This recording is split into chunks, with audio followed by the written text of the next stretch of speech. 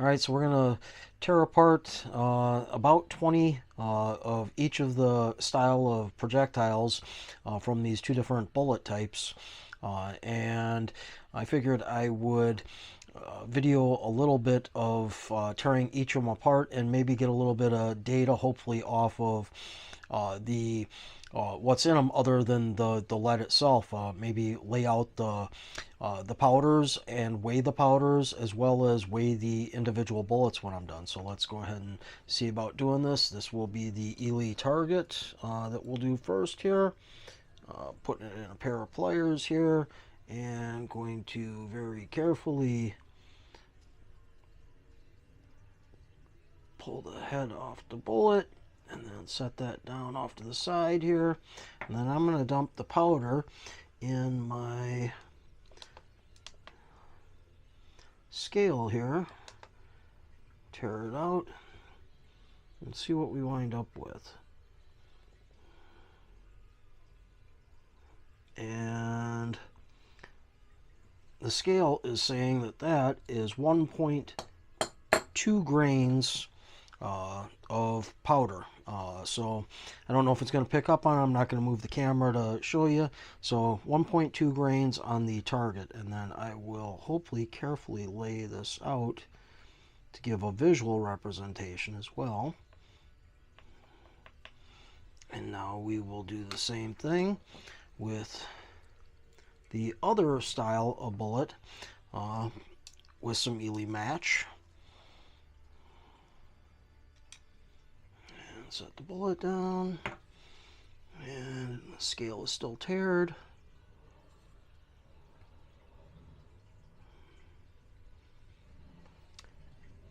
And set this down, and I have 1.0 grains of powder. And I don't know if this is going to pick up on it, but I will also lay this powder out. But the powder looks different. It is a different powder for sure. I would have honestly thought that they were using the same powder in these, but they are not. These are two completely different powders. So there's that. Let's actually make sure that we're still teared. And the target bullet is a 39.8 grains. And the match bullet is 40.2 grains. So the match bullet's a little bit heavier. And yeah, I don't know. Kind of interesting so far. A couple of things that I wasn't honestly expecting to start out with this. So anyway, I got to do about 18 or 19 more of these, and then I will have the lead that I need to do a lead analysis. Okay, so I finished up pulling enough bullets to melt down with the torch and form in a mold that, in the photo here you can see it's been milled on one side, and I'll show you the other side here real quick of the samples that I did. But so you see how there's two different samples here, and see how the one in this hand here is kind of shiny. Well, that's the match, obviously, because it's like the bullets, they're silver, and shiny, and this one is dull, just like the target and club and that family of bullets are. Okay, so one of the things that was kind of neat is that I melted them down in that mold, and then I flipped, popped them out, let it cool a second, threw it back in the mold on the other side, and then hit it with the torch more, and then did it again on the other side, because I wanted to really know that I got the lead nice and molten hot and mixed together. And if you look at the two samples, you can see how this family of bullet is really still rough, and it didn't puddle up like this one did. This one's dirty, and what you see there is the wax coating from the bullets, because I just didn't get it hot enough to burn all of that out of it or off of it after it was said and done. But this one is still rough because things just didn't break down. And like when you're making lead, this is called dross. This is the garbage that's in the lead that's floating to the top. And I say garbage loosely. I'm not banging on the ammunition. This is just a lower refined form of lead, for the bullets for that line of, or family of ammunition compared to this one. So, with all that said, you can see I've got a graph down here, and this was from the spectral analyzer that I ran these on, and I did burn the two samples 2 times. Usually you do 3 and you throw the outlier out. I just did 2 real quick because I'm not looking for precise.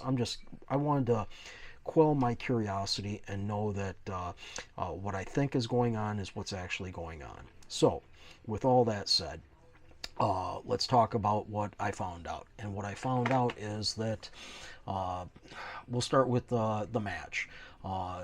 I burned each of them 2 times, and out of all the elements on here, I'm only really going to talk about 5 or 6 elements.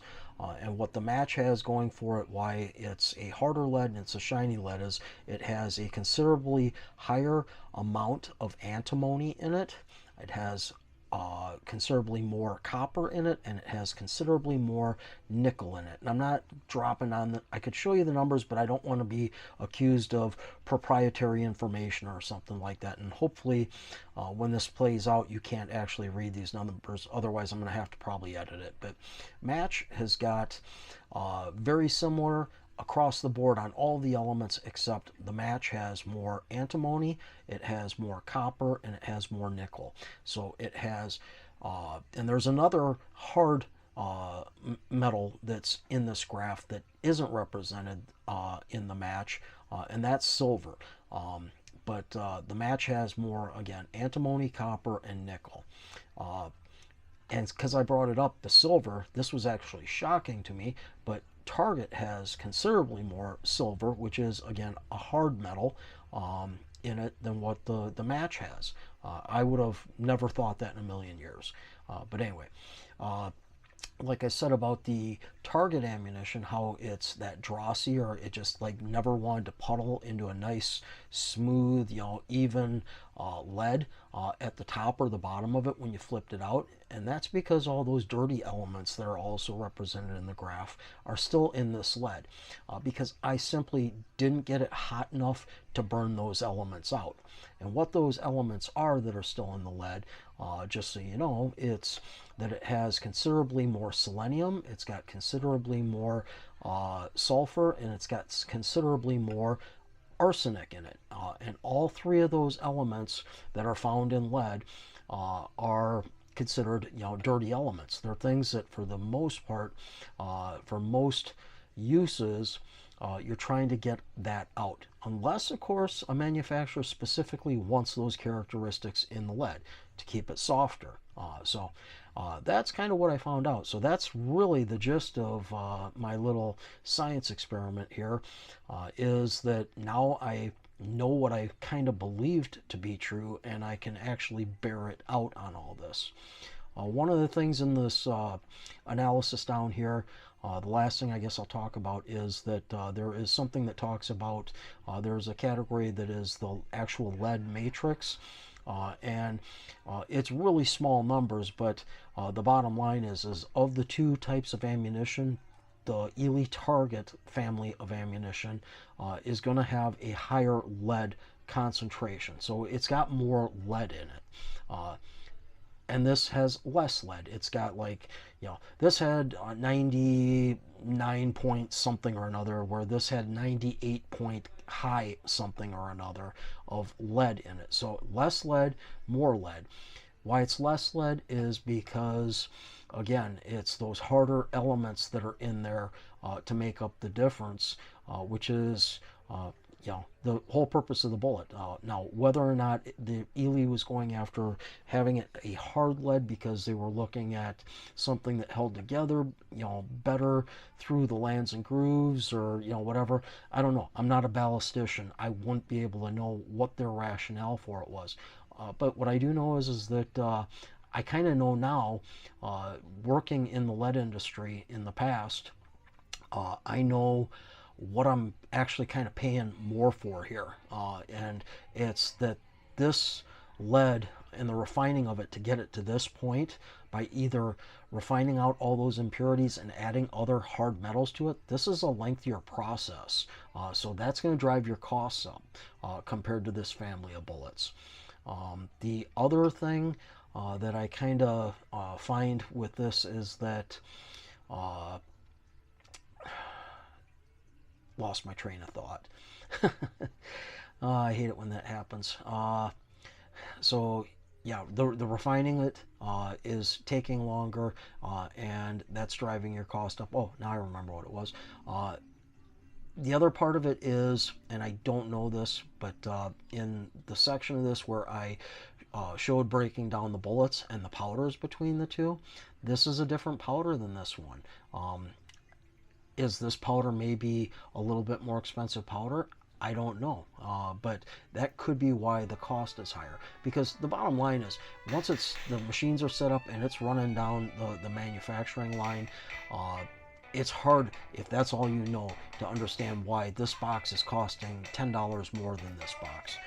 But if you understand what it goes into make lead to these specifications, it makes sense why this box costs a little bit more, and it makes it where it's a little bit easier for me to bite the bullet and swallow the pill, so to speak, and spend the money on this family of ammunition if I can find the lot that I'm looking for moving forward. But anyway, there it is. Hope you all enjoyed it. Let me know what you think.